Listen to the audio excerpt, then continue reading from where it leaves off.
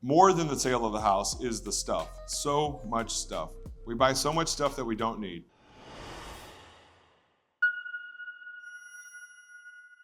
Now compound that times 50 years of life in this house. Mom kept everything. Dad had tons of hobbies. Sister's stuff from college is in the basement. Brother's old furniture from his divorce is in the basement. Mom's taxes from 1973 are in the basement. That workout equipment from 1985, which is in perfect condition, by the way, is in the basement. Dad's VHS collection is vast, and it's in the living room. Every piece of furniture is dated. You can't even give this stuff to the grandkids because they don't want it. It was reported recently that we're seeing the first generation to tell mom, I don't want your fine china. I won't use it. I can't put it in the dishwasher. I don't even have a hutch to put it in. When I entertain, we use paper plates for easy cleanup. Today's grandchild isn't going to use the old bedroom set the grandma had. They would much rather go to IKEA and get something new, cheap, and trendy. So with some families, the out-of-town kids pick a weekend to fly into town.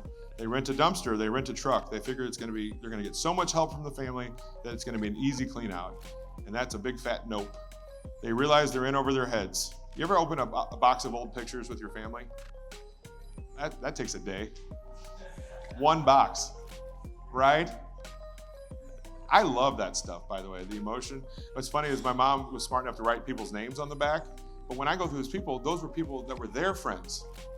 I'm not gonna keep a picture of Jeff. I don't know who Jeff is. You know what I mean? And so you ever go through houses and you see a ton of pictures there? Somebody said, I don't want those anymore. I think old pictures are more valuable now than they were. You know, back then, if you took a picture, it was probably a special occasion.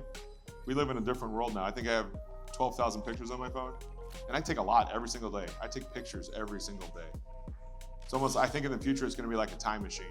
You're gonna be able to go back. You guys ever have on your Facebook, you get 8-9 years ago, and you're like, oh man. Even crazier, my sons just had birthdays last month.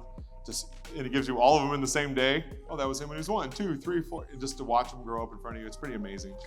Technology does have some good things sometimes as well. Why is getting rid of stuff so hard for families? Yeah, they put their worth on their stuff that they have. Sometimes they have weird collections. This person likes M&Ms more than I do. They collect all kinds of things, right? And there's a difference between this, I mean, there's not value there, right? But it's still probably not retail ready with the beer can collection on the wall.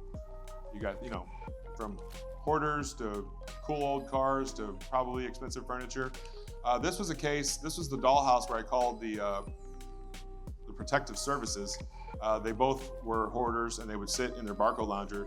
Their bedrooms were upstairs and they didn't actually go upstairs.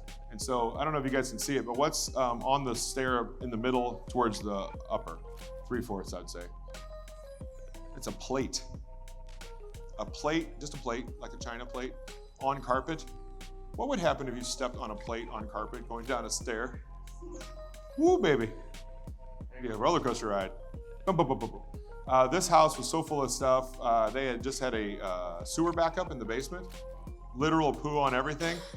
And I'm like, that's gonna turn into mold in 2 seconds, right? And so the people came, knocked on the door, they didn't answer, and it was over. And so we're gonna tell a story later today about a time when I didn't do that. When you see something, say something.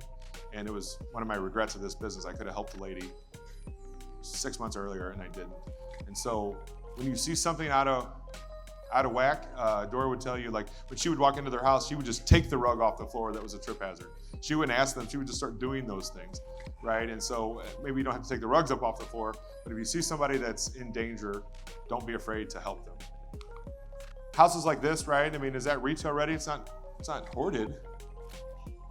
Just a lot of work, right? What do we do with our stuff?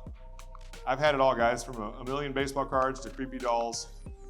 The difference is that we're embracing those kinds of things.